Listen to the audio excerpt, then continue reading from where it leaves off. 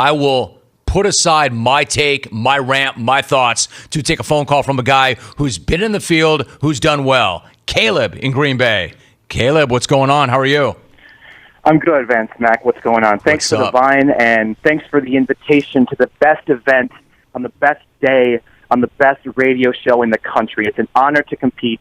I can't wait for next Friday. But I'm a little worried, though, because for the last 6 months, the clones have done nothing but go after your staff. And I'm guilty of it, too, but I don't want the Smackoff to turn into the New York Friars Club roast of the XR4 Ti. I mean, we all have eyes. We all have TVs. We can all see that Keith Arnold looks like Chael Sonnen let himself go, but I would never say that out loud, least of all during the Smackoff. It's implied that Alvin Appleseed has so many kids that nap time at the DeLauro household looks like Neo fighting 1,000 copies of Agent Smith in The Matrix. But again, I would never say that. And I've always wondered how Adam Hawk has a worse body than me. Bro, I'm walking around with a front porch that's more like a veranda, but you're the one in the chiropractor's office every couple days. You have the voice of a 20-year-old, the hair of a 60-year-old, and the spine of a 100-year-old. You're like the curious case of Benjamin Top Button.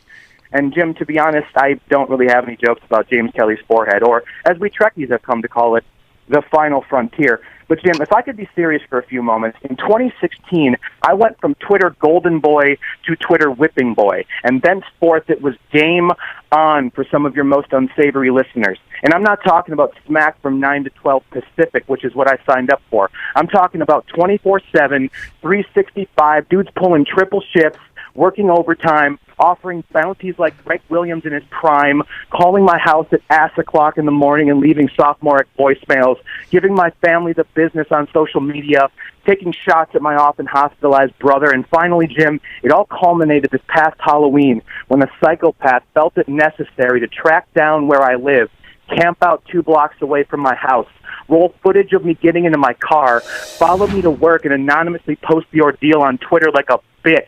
If I were an athlete or an actor or a president, I could understand the paparazzi, but bro, you're stalking a caller to a radio show. All of this, Jim, in an effort to get under my skin, affect the head, and most importantly to them, chase me off this show. But I have one message for you brain deads. I'm still here, and I'll leave you with this, Jim. If they have a problem with that, they can take it up with the host, because it's Jim Rome, not me, who takes my calls because he knows I contribute to this program. It was Jim Rome, not me, who saw the potential in a young nobody from Green Bay, gave him a golden ticket, and was proven correct.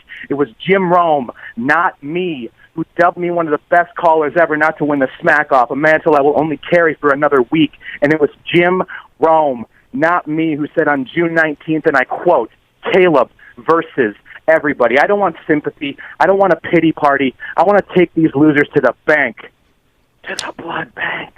Take your best shot, tough guys. I'll see you in my driveway. On Wisconsin. On Wisconsin, rack him.